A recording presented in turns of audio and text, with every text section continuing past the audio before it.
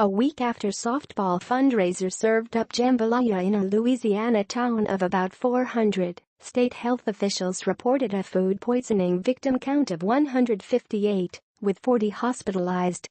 One person who ate the jambalaya has died, but it is not yet known whether a foodborne pathogen was the cause of death.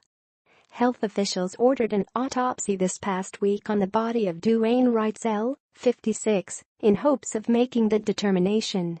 Officials are working with the pathologist responsible for the autopsy and CDC, Centers for Disease Control and Prevention, to determine if post-mortem testing can be performed by the CDC, according to an update posted Monday by the Louisiana Department of Health. The department's epidemiologists continue to ask anyone who ate the jambalaya to call 800-256-2748 to assist with the outbreak investigation.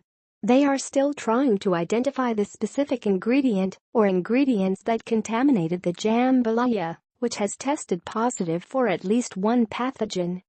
Even people who have not become ill can be of help in narrowing down the specific source of the bacteria, which is particularly difficult with multi-ingredient foods such as jambalaya. Epidemiologists have been working to determine the cause of the outbreak since the evening of Monday, October 16, when people in and around Columbia, in Caldwell Parish began reporting illnesses. By Friday, investigators had confirmed 2 types of bacteria in victims' laboratory tests, Salmonella and Clostridium perfringens. Clostridium perfringens is a bacterium commonly found on raw meat and poultry. Both it and Salmonella can be foodborne, and both multiply very quickly to very dangerous levels if food is not prepared and held at correct temperatures. Health officials are also testing samples of the jambalaya meals that are believed to be responsible for the outbreak, according to the state update on Monday. To date, 19 food samples have been tested with 5 testing positive for Salmonella. The results for the remaining 14 samples are still pending, and state officials are sending the samples to the CDC for further testing.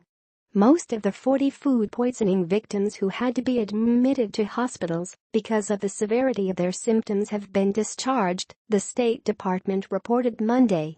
The age range for the 158 victims is 10 to 82 years old.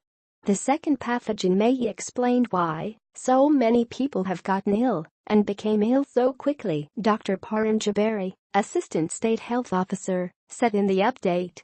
Symptoms of Salmonella infection usually begin within 6 to 72 hours after exposure, although they can begin up to a week after exposure. Symptoms can include diarrhea, abdominal pain, vomiting, and fever. Clostridium perfringens infection symptoms also include diarrhea and abdominal pain, but usually do not include vomiting or fever. People with infections from either of the bacteria are at high risk of developing dehydration, which frequently necessitates hospitalization.